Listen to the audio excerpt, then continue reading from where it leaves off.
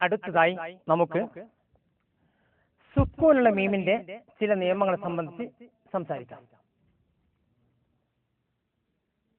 നേരത്തെ സുക്കൂനുള്ള നൂനിന്റെയും തെൻവീനിന്റെയും നിയമങ്ങളെ സംബന്ധിച്ച് ചർച്ച ചെയ്ത മാതിരി തന്നെ സുക്കൂനുള്ള മീമിന്റെ ഹുക്കുമുകളെ സംബന്ധിച്ചാണ് ഇനി സംസാരിക്കുന്നത്.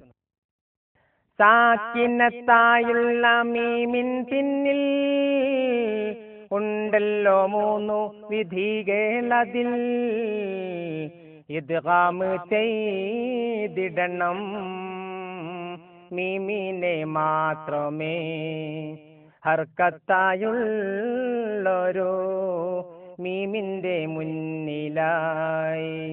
സാക്കിനത്തായുള്ള മീമിൻ പിന്നിൽ ഉണ്ടല്ലോ 3 വിധികളതിൽ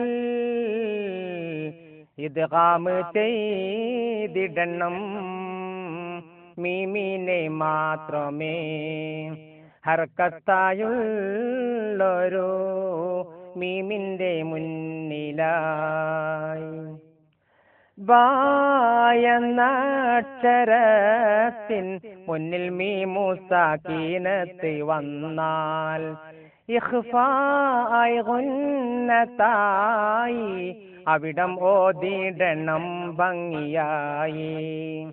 ബായെന്നക്ഷരത്തിൻ മുന്നിൽ മീമു സാക്കീനത്ത് വന്നാൽ ഇഖ്ഫായി ഗുന്നത്തായി അവിടം ഓതിടണം ഭംഗിയായി.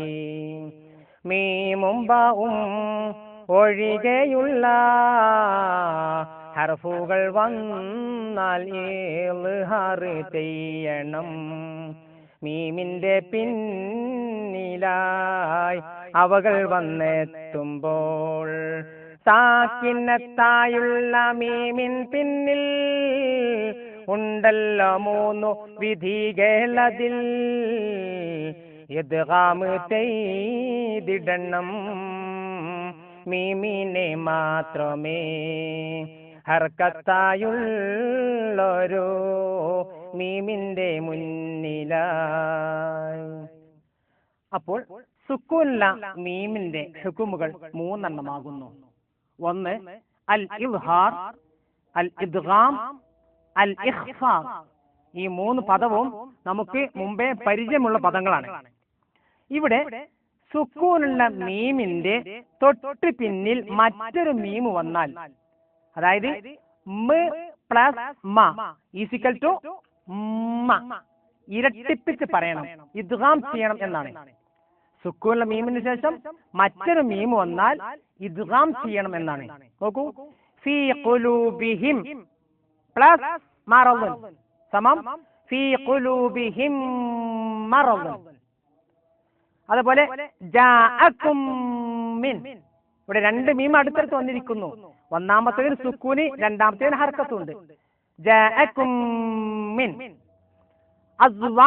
അസ്വാജഹും മിസ്ല, ഇവിടെയും 2 മീം അടുത്ത് വന്നിരിക്കുന്നു. അപ്പോൾ സുക്കൂനുള്ള മീമിന് ശേഷം മറ്റൊരു മീമ് വന്നാൽ ഇവിടെ ഇദ്ഗാം ചെയ്യണം. ഇതുപോലെ സുക്കൂനുള്ള മീമിന് ശേഷം ബാ വന്നാൽ ഇഖ്ഫാ ചെയ്യണമെന്നാണ്. ഈ പദവും നമുക്ക് മുമ്പേ പരിചയമുള്ളതാണ്. സുക്കൂനുള്ള മീമിന് ശേഷം ഹും ബാരിസൂന, ഹും ബാരിസൂന എന്നുള്ളിടത്ത് സുക്കൂനുള്ള മീമിന് ശേഷം ബാ വന്നിരിക്കുന്നു. ഇവിടെയും ഇഖ്ഫാ ചെയ്യണം. ഹും ബാരിസൂന എന്ന് വെച്ചാൽ ഇഖ്ഫാ എന്ന് പറഞ്ഞാൽ സുക്കൂനുള്ള മീമിനെ അവ്യക്തമാക്കി ഉച്ചരിക്കണം. കൽബുഹും ബാസിത്തുൻ, ഇവിടെ കൽബുഹും ബാസിത്തുൻ, കൽബുഹും ബാസിത്തുൻ, മീമിനെ ഇഖ്ഫാ ചെയ്യണം. ഇനി സുക്കൂനുള്ള മീമിന് ശേഷം മീമും ബാവുമല്ലാത്ത മറ്റ് 26 അക്ഷരങ്ങൾ വന്നാലും ഇൽഹാർ ചെയ്യണം. സുക്കൂനുള്ള മീമിന് ശേഷം മീമോ ബാവുമല്ലാത്ത മറ്റ് 26 അക്ഷരങ്ങൾ വന്നാലും മീമിനെ വ്യക്തമാക്കണം, ഇൽഹാർ ചെയ്യണം. നോക്കൂ, അം അമിൻതും, ഹംസന്റെ മുമ്പ് മീം വന്നു. യം തറൂൻ, താവിന് ശേഷം മീം വന്നു. യം തറൂൻ ഫീ ദാരിക്കും സലാസ, അം ഖലഖു, അല്ലഹും ജന്നാത്തിൻ അം ഹസിബ്തും അൽഹംദുലില്ലാഹ് എന്നെല്ലാം പറയുന്ന പോലെ ഈ അക്ഷരങ്ങൾക്ക് മുന്നിൽ സുക്കൂനുള്ള മീം വന്നാൽ മീമിനെ വ്യക്തമാക്കി പറയണം എന്നാണ് നിയമം.